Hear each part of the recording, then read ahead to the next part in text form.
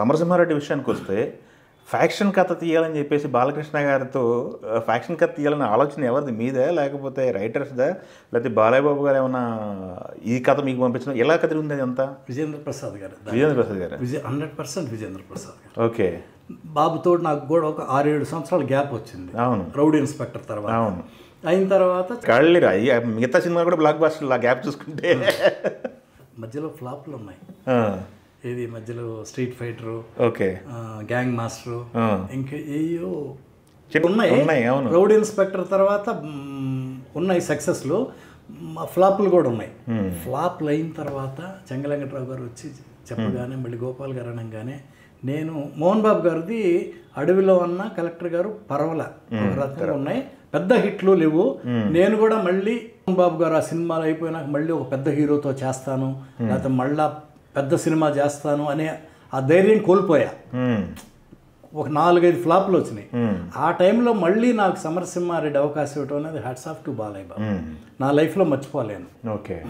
మళ్ళా ఓ పెద్ద హీరో ఇన్ని సంవత్సరాల గ్యాప్ తర్వాత అది ఆయన అవకాశం నాకు ఇచ్చినందుకు నేను డెఫినెట్గా ఎప్పుడు రుణపడి ఉంటాను బాలయ్య బాబుకి. ఓకే. ఈ ఫ్యాక్షనిజం మీద చేయాలనే థాటు విజేంద్ర ప్రసాద్ గారు. నేను అప్పుడు చాలా కథలు విన్నా, నచ్చట్లా. విజేంద్ర ప్రసాద్ గారు ఒకరోజు లైన్ చెప్తా అన్నారు, వచ్చి చెప్పారు. చెప్తే నాకు నచ్చింది. 25 మినిట్సే చెప్పారు. వెళ్ళి బాలయ్య బాబుకి చెప్పాం. బజిల్లా రోడ్, ఓకే, ఎన్టీ రామారావు గారు బజిల్ ఉండేవాళ్ళు.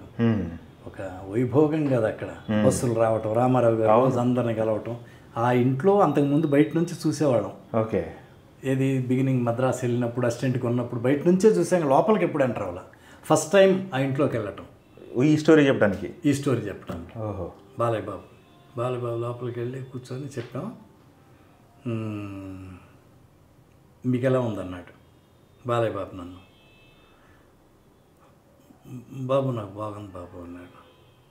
ఎందుకు బాగుందంటే నేనే రామారావు గారు అంటే అందరికీ ఇష్టం, రాయలసీమ వాళ్ళకి కూడా చాలా ఇష్టం బాబు. తర్వాత మీరంటే బాగా ఇష్టం. ఫస్ట్ టైం మీరు రాయలసీమ ఫ్యాక్షనిజంలో చేస్తున్నారు, అది నాకు బ్రహ్మాండంగా ఉంటుంది అనిపించింది. తర్వాత హీరోయిజం ఉంది, తర్వాత 3 హీరోయిన్స్ ఉన్నారు, తర్వాత ఇంటర్వల్ బ్యాంగ్ అదిరిపోయింది, తర్వాత కామెడీ ఉంది, క్లైమాక్స్ బాగుంది బాబు. నాకు బాగుంది బాబు అంటే ఇంకెందుకు చేసేద్దాం వెంటనే బాలయ్య బాబు. ఓకే. మేము చెప్పింది మళ్ళీ 25 నిమిషాలే, మళ్ళీ మొత్తం కథ కావాలి, మళ్ళీ కథ వింటాను, లేదు బాగుంది చేసేద్దాం. ఒక డైరెక్టర్ని కాబట్టి ఎలా ఉంది మీకు అని విన్న వెంటనే ఆయన ఓపెన్ చెప్పకుండా ఎలా ఉంది మీకు. సమరసింహారెడ్డి మొత్తం కూడా నాకు తెలిసి షూట్ చూస్తే జనాల్లో ఎక్కువ తీసినట్టున్నా కదా, రోడ్ల మీద ఎక్కువ సినిమా. మరి ఎలా హ్యాండిల్ చేశారు ఒక స్టార్ హీరోని తీసుకెళ్ళి రోడ్ల మీద? దానికి కారణం కూడా బాలయ్య బాబు సపోర్టే.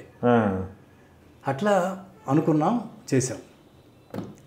చేసే ముందు సమరసింహారెడ్డి ఫస్ట్ టైం నేను రాయలసీమ కర్నూలులో షూటింగ్ చేయటం. మేము కరెక్ట్గా కర్నూలు వెళ్దాము ఇంకొక వారం రోజులు అనగా అక్కడ ఏదో ఒక మర్డర్ జరిగింది, అలజడి, ఏదో నిజంగానే ఏదో మర్డర్లు జరిగినాయి కర్నూలు దగ్గర లేకపోతే చుట్టుపక్కల.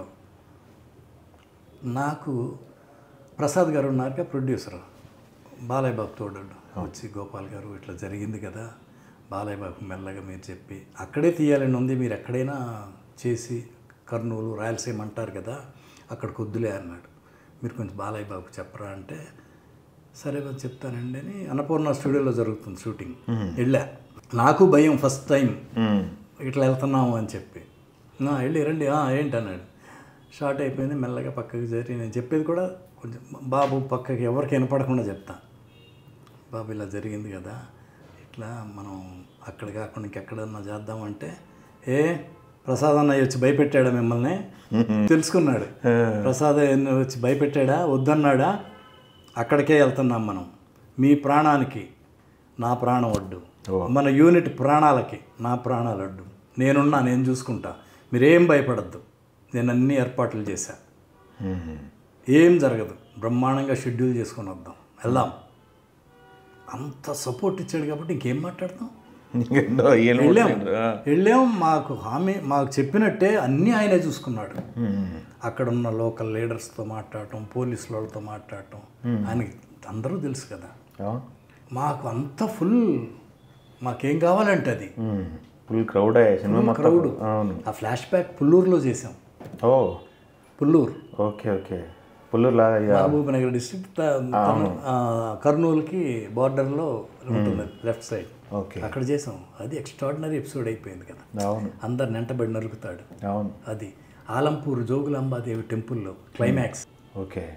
మాకు ఇంకా ఎంత సపోర్ట్ ఇస్తాడంటే బాలయ్య బాబు, క్లైమాక్స్ అయిపోయింది, నెక్స్ట్ డే కొంచెం ఒక గంట ఫైట్ అయిపోయి మధ్యాహ్నానికి ఫ్లాష్ బ్యాక్, అదే ఎండ్ సీన్ తీయాలి.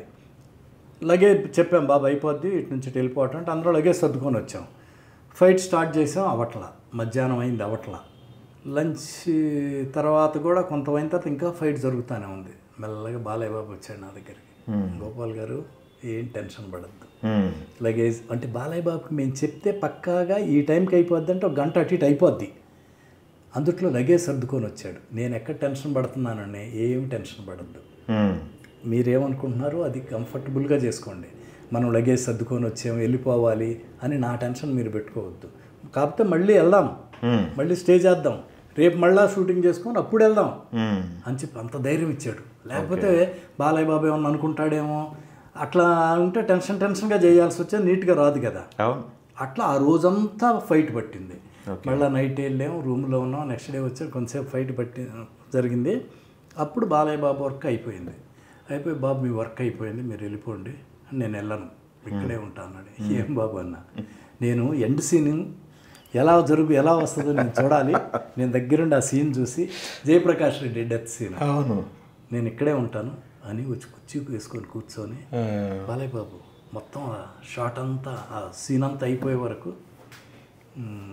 అందరం కలిసి, బాలబాబు అక్కడే ఉన్నాడు, తను లేడు కదా. ఎండ్లో పిల్లలు అందరూ మారిపోతారు, కొడుకులు కూడా తీసుకెళ్ళి గొడ్డలు వేస్తుంటే అప్పుడు రే ఎవరు మారినా నేను మారినా తీసుకొని కూర్చున్నాను. అది బాలయ్య బాబు ఉండబట్టి వచ్చిందేమో అట్లా అదృష్టం. ఒరిజినల్గా అతను కుర్చీ పడిపోవటం అది లేదు. ఆ పెద్ద పర్సనాలిటీ అట్టా పెట్టుకుని కుర్చీ నిజంగానే పడిపోయింది, పక్కకి జరిగింది, ఇదైపోయింది. అప్పుడు ఆ కుర్చీ తీసుకొని పొడుస్తాడు. అది బ్రహ్మాండంగా ఉండింది. పక్కన కూర్చొని చూస్తుంటే అన్కంఫర్ట్ ఫీల్ అవుతారు మామూలుగా, అమ్మో ఏం చూస్తున్నారు, మనం కరెక్ట్గా చేస్తున్నాం లేదా అని చెప్పేసి. ఆ మిగతా ఆర్టిస్టులు బాలయ్య బాబు అక్కడ కూర్చుంది. అట్లా అన్ని విధాలుగా సపోర్ట్ ఆయన తీసుకున్న హీరోయిన్స్ కూడా. ఒక సమరసింహారెడ్డి, సంఘవి గారు ఉన్నారు. మిగతా వాళ్ళు కూడా సంఘవి కాకుండా మిగతా హీరోయిన్స్ అందరూ నార్త్ ఇండియన్స్ కదా. సమరసింహారెడ్డి, సిమ్రాను, అంజలా జవేరి, సంఘవి. సంఘవి అంటే తెలుగు అమ్మాయి, మిగతా ఇద్దరు కూడా నార్త్ ఇండియన్స్. సిమ్రాన్ కూడా మంచి క్యారెక్టర్, అంజలా జవేరి కూడా మంచి క్యారెక్టర్, విలన్ కూతురు. అవును, ఫ్రెషెస్గా తన యాక్టింగ్ కూడా మామూలు, క్యారెక్టరేషన్ మామూలు లేదు. సంఘవి కూడా భలే బాగుంటుంది. అవును.